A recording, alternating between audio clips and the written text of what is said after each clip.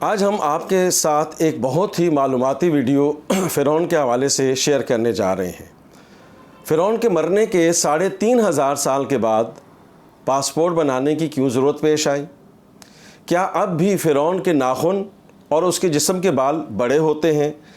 فرعون کی لاش کے متعلق بہت سے ایسے راز موجود ہیں جن کے بارے میں بہت سے لوگوں کو اس بارے میں کوئی معلومات نہیں ہیں۔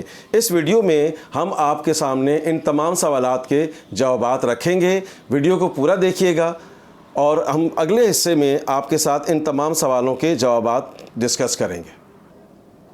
بسم اللہ الرحمن الرحیم۔ آپ دیکھ رہے ہیں math with Yasir Rifat. Video کے پہلے حصے میں ہم نے کچھ سوالات اٹھائے تھے فرعون کے حوالے سے۔ فرعون کے مرنے کے 3,500 سال کے بعد پاسپورٹ کیوں بنایا گیا؟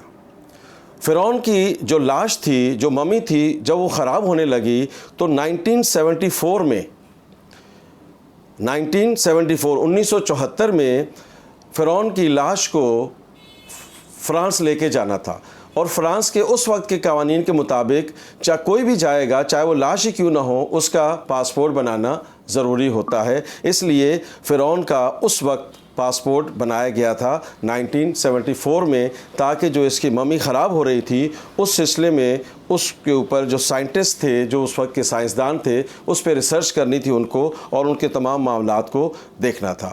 فرعون کے بارے میں آپ کو پتہ ہے کہ حضرت موسیٰ علیہ السلام کے زمانے میں خدائیت کا دعویٰ کیا تھا، اور سمندر میں اپنی پوری لشکر کے ساتھ وہ غرق ہو گیا تھا۔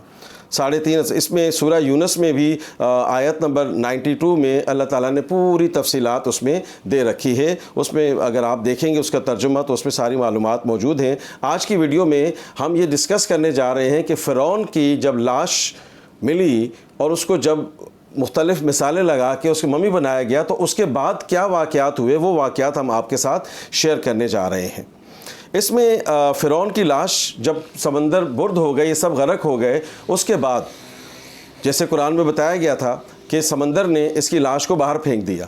تو جب سمندر سے ان کی لاش باہر ہوئی، پھینک دی گئی اللہ تعالیٰ کے حکم سے، تو ایک شخص کی جب نظر اس لاش پہ پڑی تو اس لاش کے بارے میں اس کو معلومات ہوئی کہ یہ تو فرعون کی لاش ہے، تو لہٰذا اس نے جب معلومات دی تو پھر سب اس کے جو بھی فوجی تھے اس کی لاش کو لے کر گئے اور اس کے اوپر مسالہ لگایا گیا۔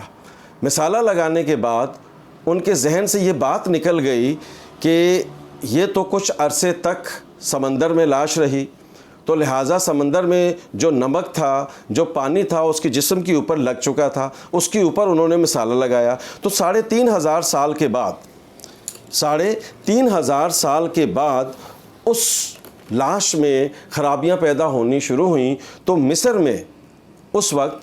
میں اس لاش کو فیصلہ کیا گیا کہ فرانس میں لے جایا جائے اور وہاں پر اس لاش کے اوپر تحقیقات کر کے معاملات کو دیکھا جائے کہ کیا مسئلے ہیں اس سلسلے میں۔ تو 3,500 سال کے بعد لاش کو فرانس میں شفٹ کیا گیا، ٹرانسفر کیا گیا۔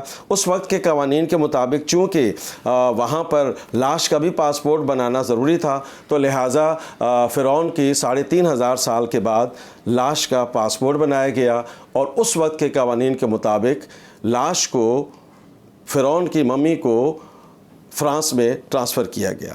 اس وقت سائنٹسٹ نے، جو بھی سائنسدان تھے، جو بھی تھے، اس میں اس کے اوپر انہوں نے ریسرچ کی۔ ریسرچ کرنے کے بعد اس میں ڈاکٹر مورس جو تھے وہ اس سارے معاملے کو دیکھ رہے تھے۔